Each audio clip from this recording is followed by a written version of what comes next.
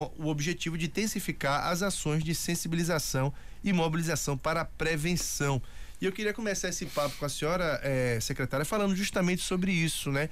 Queria que a senhora falasse um pouquinho do panorama da dengue no estado. A gente acaba noticiando muito aqui, mas ninguém mais do que a senhora vai ter esta sensação do qual momento que a gente está vivendo em relação à dengue e o quanto que a gente tem esse sinal de alerta ligado. Bom dia, bom demais tê-la aqui conosco, tá? Primeiro, bom dia aqui, Fernando, bom dia a todos os ouvintes da Princesa. É sempre bom estar aqui na Princesinha do Sertão, é assim que eu tenho com muito carinho a minha cidade, mas vamos falar da dengue e falar também do Dia da Mulher, né, que passamos no mês da mulher, agradecer aqui também a homenagem e também parabenizar todas as mulheres, a importância da gente poder estar onde a gente quer estar e aonde a gente sonha estar. Então é muito bom como profissional, realizada profissionalmente, também como mulher, como esposa, como mãe, como amiga, sobretudo. Então a gente fica muito feliz. Então desejar aqui um mês, e que não é um dia só, é um mês de reflexão sobre as conquistas que nós tivemos, mas sobretudo das lutas que ainda temos contra a violência, seja física, emocional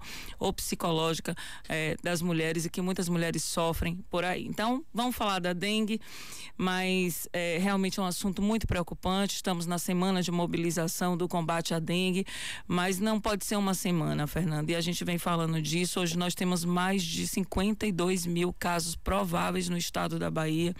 É um número assustador. A gente realmente tem acompanhado os dados, ela tem uma evolução de crescimento muito superior ao ano de 2023, o que nos assusta.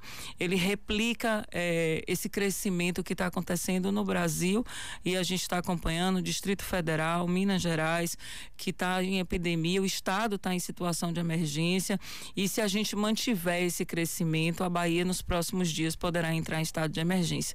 Então, o que a gente está pedindo aqui é uma ação concentrada de cada um. A gente pode fazer a atuação da dengue de diversas formas.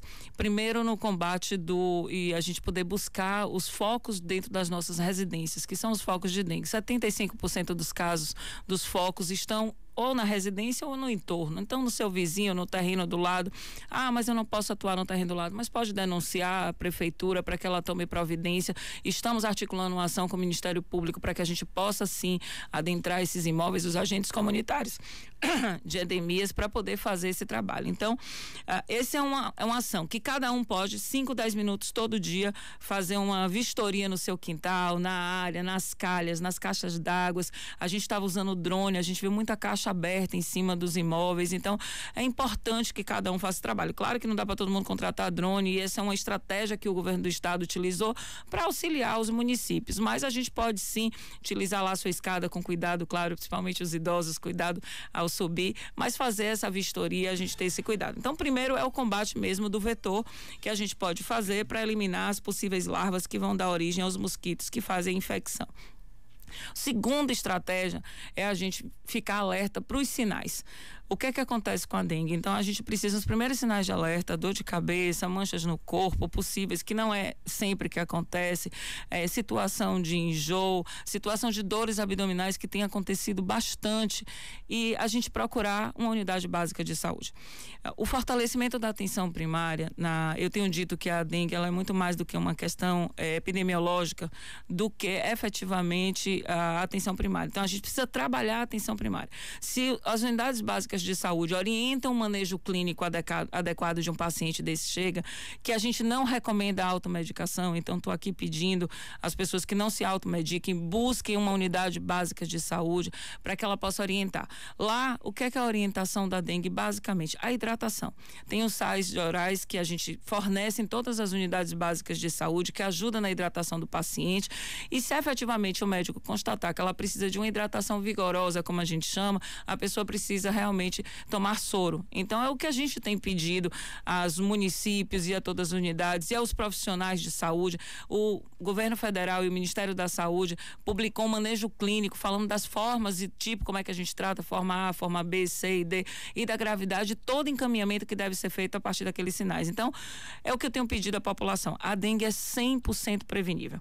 Não era pra gente ter um óbito, e atualizando o número de óbitos, você falou de 12, tivemos 14. Ontem, no final do dia, 2 óbitos, um aqui na região de Feira de Santana, em Santo Estevão, e a gente fica preocupada com isso. Então, o que a gente pede à população é que a gente possa ter essa conscientização. Essa semana é uma grande semana de conscientização, são 175 municípios em situação de epidemia. Feira de Santana, especificamente, a gente tem em torno de mais ou menos 1.700 casos prováveis de dengue aqui em Feira de Santana, mas já tem um coeficiente de incidência alto, considerando cada 100 mil habitantes. Então, já é um ponto de alerta. O ano passado foi decretado pelo município já a situação de emergência da dengue, né? Então, em decorrência disso, também recebeu um recurso no final do ano de dezembro, em torno de 500 mil, para que pudesse intensificar as ações de dengue. O que eu tenho pedido aos municípios e Feira de Santana, por conta da incidência de casos graves que nós temos recebido, muitos casos na tela da regulação,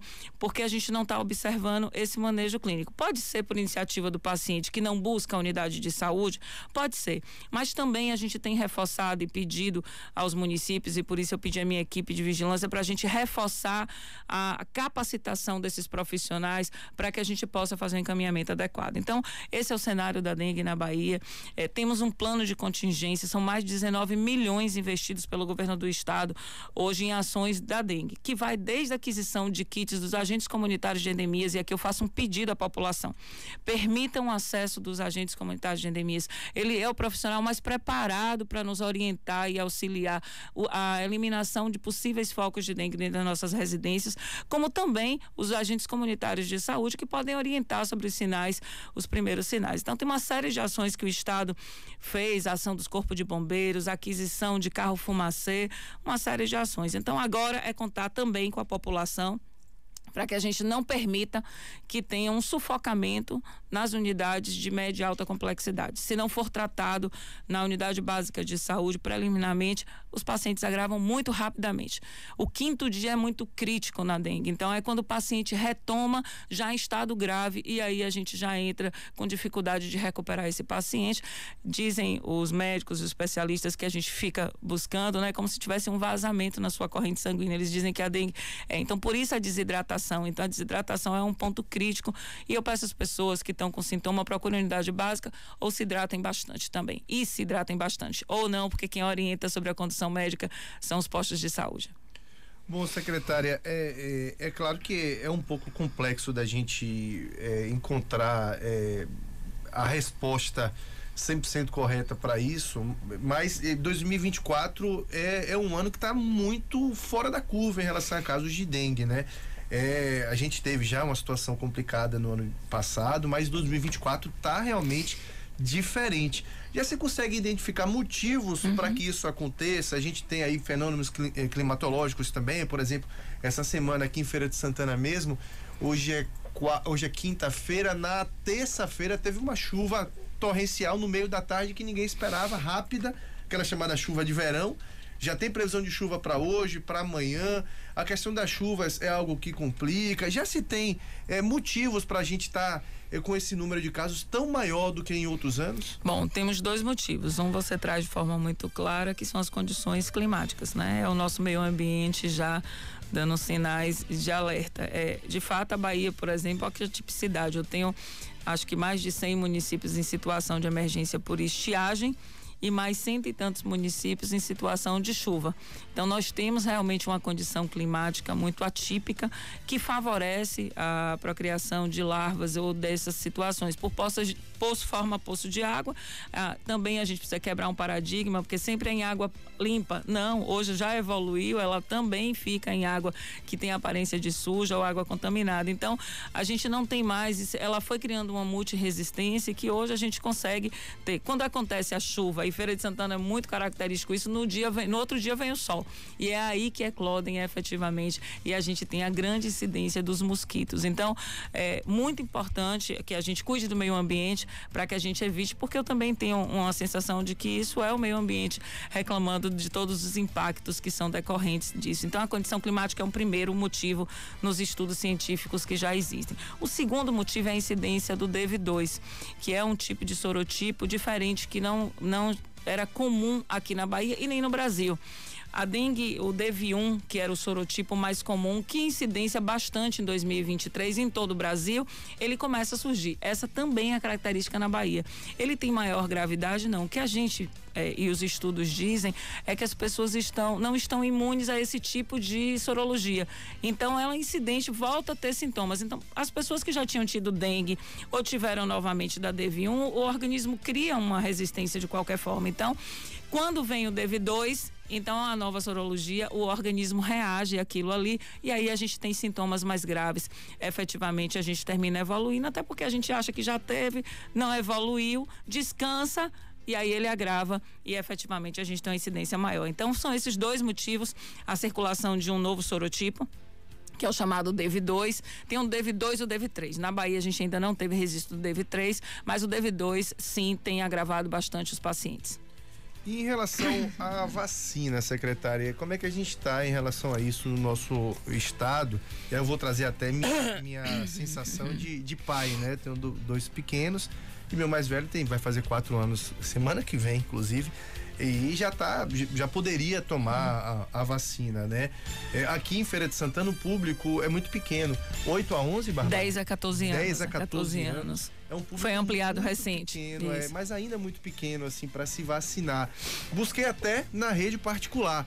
E a informação que eu tive é que não tem, né? Na unidade que eu procurei, foi me dito que quando o SUS comprou, estrangulou a produção do laboratório e os particulares não conseguem mais também. De modo que eu tô aguardando, precisando, querendo, né, claro, vacinar meu filho para que fique mais seguro em relação à dengue. Qual a situação de momento em relação à distribuição da vacina e o quanto que a gente deve ter de avanço nesse sentido para mais faixas etárias da população? Bom, Fernando, bem colocado também, mas vamos lá. A vacina foi feita aqui, o Brasil é o primeiro país que faz a aquisição da Qdenga, que é o nome da vacina da dengue, e que a gente recebeu 170 mil doses aqui no estado da Bahia, 115 municípios contemplados, inclusive Feira de Santana. Falar de uma iniciativa ousada e assertiva, no meu entendimento. Ousada porque a capacidade de produção da indústria e a Takeda, que faz a produção da vacina, ainda é muito limitada.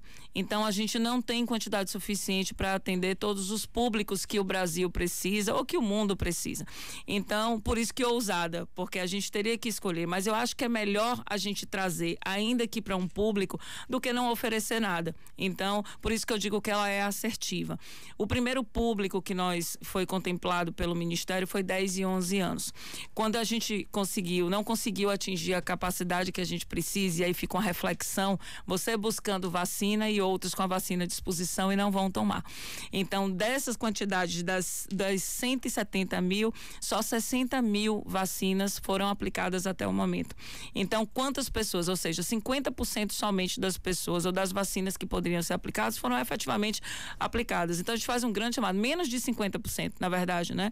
Então, foram 170 mil. Então, é um grande chamado. A gente ampliou, o Ministério ampliou para 10 a 14 anos, mas, de fato, os laboratórios privados não encontram efetivamente para ofertar a vacina, porque a prioridade é do Sistema Único de Saúde e que fez a grande aquisição. Ele não tem capacidade. A ministra esteve aqui recentemente e falou: olha, a perspectiva de acrescer a produção esse ano é muito pequena pela indústria Takeda. O que se tem é um desenvolvimento pela Fiocruz de uma vacina também, mas que ainda requer aprovação junto à Anvisa, e tem um trâmite legal que não será de curto prazo, porque aí sim, se efetivamente se consolidar, a gente terá uma ampliação dessa vacina.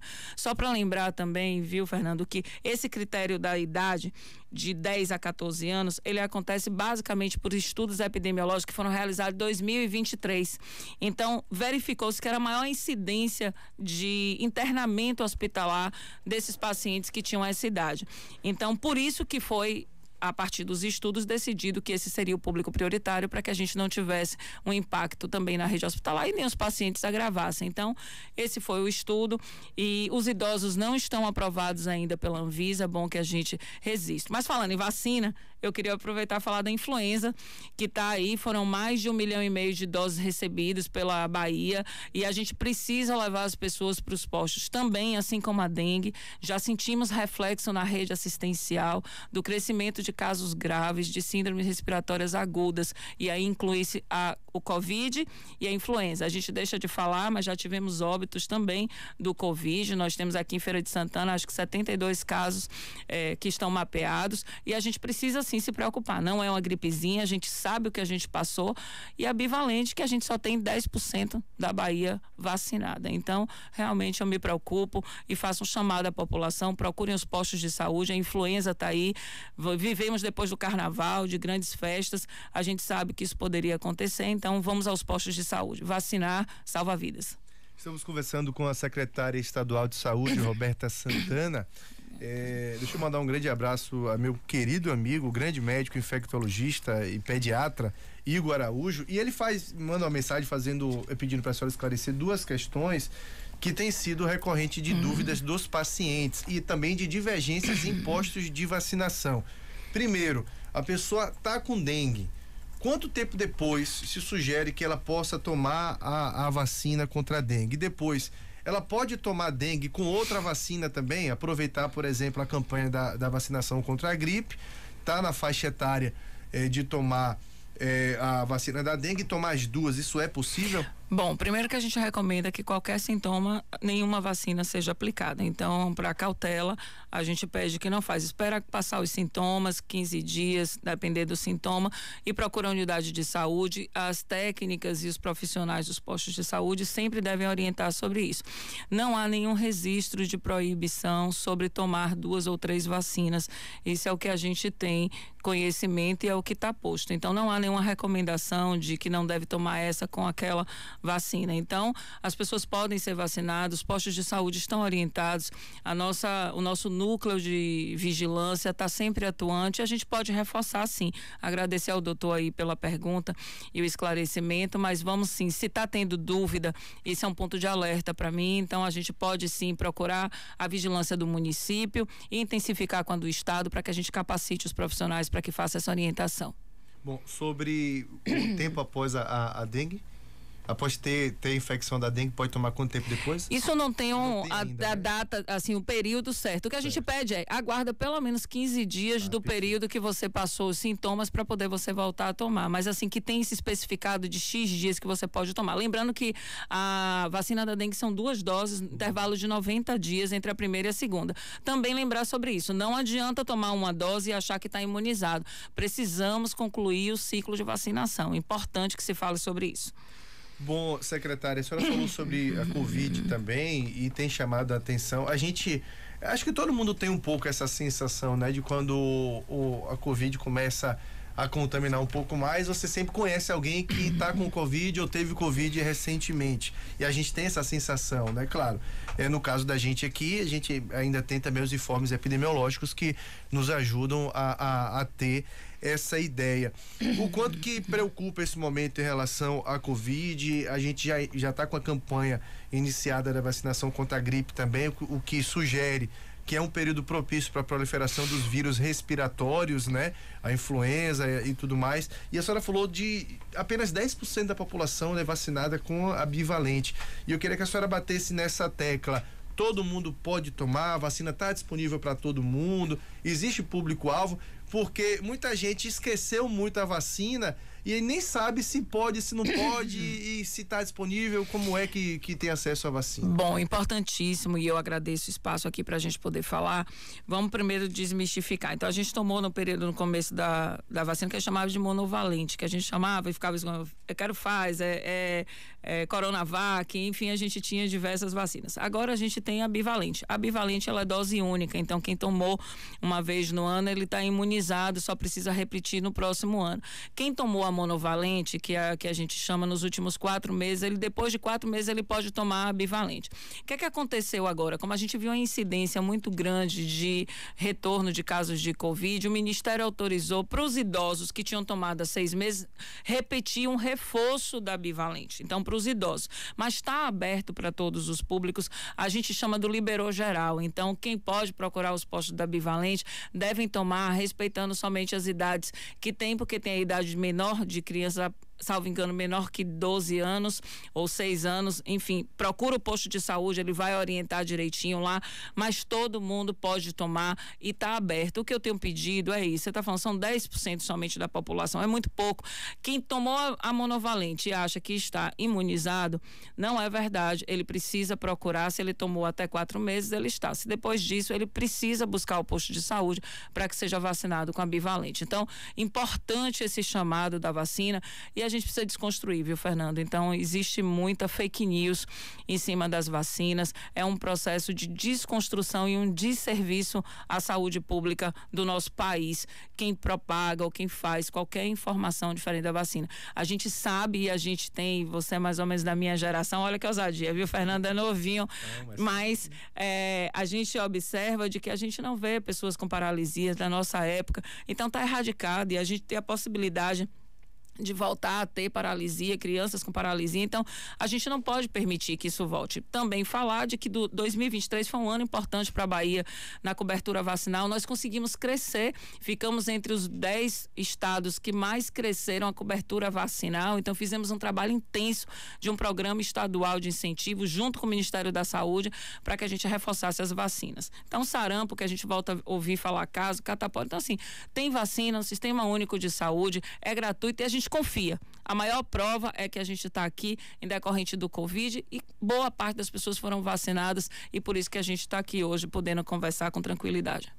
São 7h55, estamos conversando com a secretária estadual da Saúde, Roberta Santana. Secretária, eu queria falar um pouquinho a respeito também dos investimentos, né, no governo do estado na área da saúde. A senhora já esteve algumas vezes aqui em Feira de Santana, entre outras, né, motivações também para falar sobre esses investimentos. E no início deste mês a gente teve o maior hospital estadual de ortopedia e traumatologia do Brasil, uma demanda antiga, estrutura realmente nessa área, e o governo do estado conseguiu entregar. Eu queria que a senhora falasse um pouco como está essa estruturação da saúde no estado de modo geral e o que é que está no foco, o que é que está no radar para que se tenha mais investimentos. Bom, já que você falou agora em hospital, eu estava aguardando aqui, eu hoje não posso deixar de falar os 40 anos do Clériston Andrade, sim. E aqui todo o nosso reconhecimento ao serviço público e à saúde pública do estado da Bahia, porque não estou falando só de 126 municípios, que é o que ele atende hoje dentro da região de saúde, mas sem dúvida todo mundo tem uma história para contar do Clériston Andrade e a gente sabe de toda a construção que foi feita na evolução do serviço, a todos os profissionais que lá dentro atuam, que a gente sabe das dificuldades, mas a gente sabe também do compromisso e do desempenho que aquelas pessoas têm, do amor e do cuidar daquelas pessoas. Então, eu queria primeiro aqui parabenizar também aqui nossa querida diretora Cris e a toda a equipe, corpo médico, multiprofissionais que ali atuam, desde o maqueiro que recebe o porteiro nosso paciente até a diretora que faz hoje a gestão. Então, um abraço grande. Mas falar assim dos grandes investimentos, eu tive aqui a última vez recentemente entregando mais um investimento, foi em torno de 6 milhões a última entrega que nós fizemos, uma parte no Clériston, que é do EC, na verdade, que é a Casa de Gestante Puérpera, e do SVO, que é o Sistema de Verificação de Óbitos, mas a gente tem muito mais coisa sendo feita no estado. Você fala do hospital ortopédico, é sim o maior hospital especializado em ortopedia do Brasil. Nós conseguimos viabilizar a gestão pelo Albert Einstein, então hoje é quem faz a gestão, porque o que acontece, Fernando? A gente ampliou muito a rede de hospitalar de alta e média complexidade no interior do estado. Foi fruto de uma gestão de muito tempo, de 16 anos de construção. Você acompanhou 26 policlínicas, 22 novos hospitais, então crescemos muito, porque acreditamos que a gente só vence uns desafios da regulação com a interiorização e a regionalização do serviço de alta e média complexidade. Mas também não posso deixar de falar que, sobretudo, a qualidade do serviço prestado é muito importante. importante. Então, nós fomos buscar o que tem de melhor, e o Einstein é o primeiro hospital, o melhor hospital da América Latina em ortopedia, e por isso que nós fomos buscar o melhor para poder viabilizar o atendimento daqui do nosso hospital, porque a gente quer oferecer o melhor, seja em giro-leito, seja na assistência do paciente, inovação, tecnologia e pesquisa, porque a gente acredita que esse tripé é quem vai poder oferecer a melhor assistência ao paciente. Então, são mais de 212 leitos, são 30 leitos de UTI, 10 de adulto, 10 de pediatria, são 13 salas cirúrgicas, só para você ter ideia. Então, realmente é um grande equipamento. E a gente tem feito mais. A gente vai entregar também em Teixeira de Freitas um grande hospital também de alta complexidade, que temos 30 leitos de UTI também, temos também equipamentos de imagem, então uma série de equipamentos que nós estamos entregando em todo o interior do estado. Muito feliz com essa entrega, mas também consciente dos desafios, que é, sobretudo, a gente melhorar o tempo de atendimento da regulação. Nós temos comprovação de que os indicadores nos sinalizam resultados melhores, mas a gente ainda quer mais. Então, a gente entende que a gente quer, que a nossa meta diária é a gente conseguir regular o paciente em 24 horas. Esse é o nosso desafio. No dia que a gente conseguir fazer isso, a gente vai estar, vamos dizer assim, mais contemplado na assistência que a gente quer oferecer à nossa população. É um desafio, porque eu não posso deixar de falar de que eu preciso trabalhar município e estado. Não dá para trabalhar sozinho. Eu preciso fechar a torneira. E como é que eu fecho a torneira? Trabalhando na prevenção. Sobretudo para que esses pacientes possam ter o tratamento adequado no período e não agravem para ir para a rede de urgência e emergência. E trabalhar também nos acidentes de trânsito, porque a gente sabe disso, que 60% dos leitos de UTI do estado da Bahia estão ocupados por politraumatizados. Ou seja, pessoas que só foram vítimas de acidentes dos mais diversos. Pode ser acidentes em casa, mas acidentes também, a grande maioria de trânsito. Então, esse é o nosso chamado. A gente sabe, foram mais de 10 bilhões investidos na saúde ano passado, foi o maior percentual aplicado nos últimos 5 anos na área da saúde. Então, o governador Jerônimo tem mantido o compromisso de aplicação de recursos na área da saúde, é uma prioridade. Nós estamos atentos agora, possivelmente vamos entrar com uma ação mais efetiva por conta da dengue, vai requerer investimento e o governador já assegurou esse investimento para que a gente não deixe esses pacientes agravarem. Então, temos um trabalho feito e muita coisa com perspectiva. Para a feira, já a gente volta para entregar 84 leitos no Clériston, e o grande diferencial do Clériston que a gente hoje tem como ampliação é a hemodinâmica.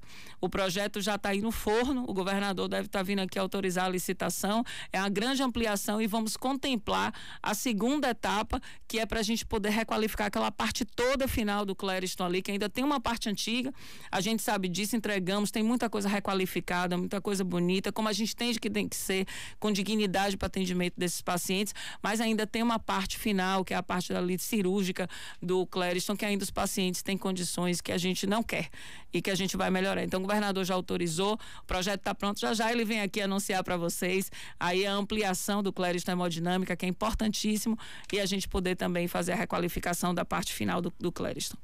Secretária, a senhora falou da necessidade, né, de se reduzir o tempo na espera da fila da regulação e a importância de investimentos para que de fato isso aconteça. Aí, dados de ontem aqui em Feira de Santana, 36 pacientes aguardando a regulação em Feira de Santana. Claro que é um número que ainda não é um número que a gente gostaria, né? 36 é algo que, de fato, o 36º deve estar realmente muito angustiado nesse momento. Qual o grande calcanhar de Aquiles entre esses problemas que a senhora apresentou para que se tenha uma redução nessa espera? A senhora falou aí da necessidade dos municípios também fazerem a atenção básica, da prevenção e dos investimentos que têm sido feitos pelo governo. Mas onde está o X da questão para a gente resolver esse problema? Como eu disse, tratar a saúde pública é um desafio. Sim. 80% dos baianos são dependentes do Sistema Único de Saúde. Vamos pensar nisso, estou falando de 15 milhões de habitantes e aproximadamente, e a gente tratar disso. Mas vamos lá. Feira de Santana, e aí você vê aí 36 pacientes, você está falando, primeiro falar que não é a ordem do 36º. 36º pode ser o primeiro, se ele for mais grave, também, né? Porque a hierarquia é por gravidade do paciente. Então, não sempre se angustie pelo seu 36º, quer dizer, e que a pessoa que vai ser o primeiro é o mais grave, então ninguém também quer ser, mas sabemos que tem o paciente. Mas só para poder falar, E eu vinha falando disso, da dengue e das síndromes respiratórias agudas. Feira de Santana, a última vez que eu tive aqui, e isso foi colocado no Fórum de Regulação, a secretária de Saúde estava presente, reduziu muito o número de espera. Hoje, Fernando, e a gente trata os dados de forma muito transparente, há 30 dias nós vemos monitorando um crescimento muito grande na rede assistencial, por 2 motivos. Os casos graves de dengue que já começam a repercutir na rede de assistência hospitalar e que interferem na regulação, porque os pacientes são regulados de igual forma, porque há alta complexidade, mas também muitos pacientes que têm sido inseridos em tela e que efetivamente poderiam estar sendo tratados na unidade básica de saúde ou nas UPAs. Então, a gente tratou isso, inclusive foi objeto aqui em Feira de Santana de uma audiência no Ministério Público que foi tratado de pacientes que estão sendo colocados na tela que poderiam estar sendo tratados nas unidades básicas de saúde ou nas UPAs. O que é que os municípios têm feito que estão com incidência grande? Ampliando os horários de funcionamento das unidades básicas de saúde e ofertando pontos de hidratação, mas é ponto de hidratação vigorosa, que é com soro fisiológico, podendo fazer o atendimento com acompanhamento do médico. Não é só oferecer água, que também é tão importante, ainda que seja no momento de esperar, mas o que a gente precisa fazer é realmente esse trabalho. Então, primeiro ponto de crescimento, estou falando da situação pontual, mas é para você entender de que a saúde pública ela tem diversas variáveis e que se a gente não fizer o trabalho conjunto, a gente tem um reflexo na tela da regulação. Então, a gente estava trabalhando com números muito bons. Os últimos 30 dias, a gente teve um impacto significativo na tela da regulação. Só para você ter ideia, ortopedia, que é o primeiro, ele já ficou em segundo. A clínica médica, que é onde a dengue é enquadrada, e as doenças, as infecções respiratórias agudas, ele passou para o primeiro. Então, isso já é um sintoma. Então, o que a gente vive é o monitoramento e a parceria que a gente tem com os municípios. Não dá para falar em vencer a regulação numa ação unilateral do Estado. Ou a gente entra numa parceria com os municípios, então abrindo unidades, ampliando o horário, dando assistência para evitar que a gente faça uma superlotação. Então as UPAs estão superlotadas. Eu sei, eu acompanho isso. Eu tenho acompanhado, então eu vejo lá o EC lotado de gente, então crianças, a gente está já na sazonalidade da pediatria, importante que a gente fale isso. Ontem eu fiz reunião, vamos abrir leito, estamos fazendo a parceria com a Bambino, vamos contratualizar leito aí de UTI na Bambino, vamos poder ampliar, em Salvador vamos ampliar 20 leitos no Hospital Espanhol de pediatria, já prevendo para dar sustentação a isso, sazonalidade, depois ela diminui, mas a gente tem que atuar. Então eu estou falando um pouco disso para mostrar a complexidade do tema. Não dá para a gente falar que uma ação pontual é uma única ação e se tivesse o governador já teria feito, vai resolver o problema da regulação. Não é. Precisa ser uma ação integrada de estados e municípios para que a gente vença o tema da regulação. Então eu estou pedindo aqui, e não estou pedindo pontualmente de Feira de Santana, de todos os municípios e que estão aqui nos ouvindo, de que efetivamente a gente precisa fazer esse trabalho integrado, senão a gente está com a torneira aberta e o estado só ampliando o leito, que não vai resolver. Se a gente não melhorar a prevenção, sobretudo. Claro que se precisar, vamos abrir, mas tem um limite. A gente não pode pensar que um dia a gente vai ter só construção de mais leitos, sem trabalhar na prevenção. E a gente não quer qualidade de vida das pessoas. Então, se eu trabalho a prevenção, a pessoa não vai ser hospitalizada, que ninguém quer ser hospitalizado. Então, sobretudo, estou nem falando de recurso, não estou nem falando de questão de ampliação de leitos. Estou falando, sobretudo, da qualidade de vida das nossas pessoas. Então, esse é o nosso pedido, mas temos um desafio, vamos vencer. Estamos vencendo, tivemos bons resultados. Agora estamos com essa situação pontual, já temos um plano de contingência estruturado para poder enfrentar. E já eu volto para falar que eu não tenho 36, eu vou ter 14, como eu tinha há uns dias atrás, e a gente monitora sempre. Então, a gente está atento a isso, especialmente teve uma reunião com a secretária no Ministério Público e ela foi alertada sobre a necessidade da gente fazer esse trabalho conjunto, e o Ministério Público também está nos ajudando, porque precisa ser feito o manejo clínico correto dos pacientes nas UPAs e unidades básicas de saúde, para que a gente não sacrifique os hospitais com pacientes que poderiam estar sendo tratados nas unidades básicas de saúde. Secretária, para a gente encerrar, que eu sei que a senhora tem horário, tem agenda agora pela manhã, eu queria falar sobre a situação dos pacientes psiquiátricos e psicológicos, né? A gente teve uma mudança tempo atrás que deixou de ter aquele paciente que vira praticamente um morador das unidades, né? Dos hospitais psiquiátricos. a forma de tratar esse paciente mudou. Qual é a situação do Estado hoje em relação à estrutura para esses pacientes e como é que tem sido feito esse encaminhamento? Porque as pessoas se acostumaram ao longo dos anos de ter isso, né? Fulano precisa internar, interna e de lá não sai mais. Hoje já não é mais dessa forma, né? Não, não é. Tem a política antimanicomial que foi aprovada, né, e que a gente está em cumprimento. Também tem os HCTs, que são os hospitais de custódia, que também passam por nova legislação e uma desconstrução disso. Claro que é um desafio difícil, porque quando a gente fala na perspectiva judicial e na perspectiva da saúde mental, que é um tema que a gente tem que enfrentar. Porque a gente sabe que muitas doenças são físicas, mas também muitas doenças são mentais e efetivamente numa conjuntura multidisciplinar que precisa ser tratado. Os CAPs, que são as unidades de tratamento de saúde mental ou psicossocial, eles precisam ser ampliados e estruturados. A gente não fala mais em hospital ou manicômio, hospital psiquiátrico. Isso foi desconstruído. O que se recomenda são as comunidades, as residências terapêuticas geridas pelos municípios. Os pacientes que estão em vulnerabilidade social ou efetivamente que não têm, porque tem situação e a gente sabe que há um abandono das pessoas que por vezes sofrem por isso e que são tidas como loucos, como os doidos e que na verdade não tem espaço de reinserção na sociedade.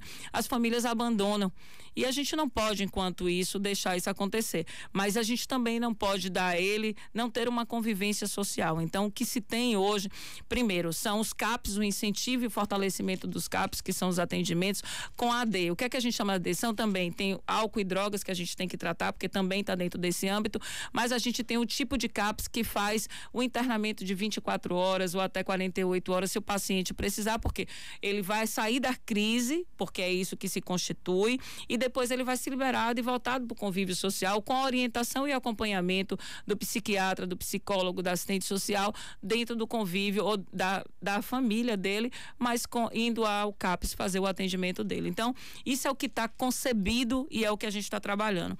Dentro do nosso programa do Estado, nós vamos incentivar e construir CAPs nas regionais de saúde, mas lembrando, essa é uma prerrogativa dos municípios.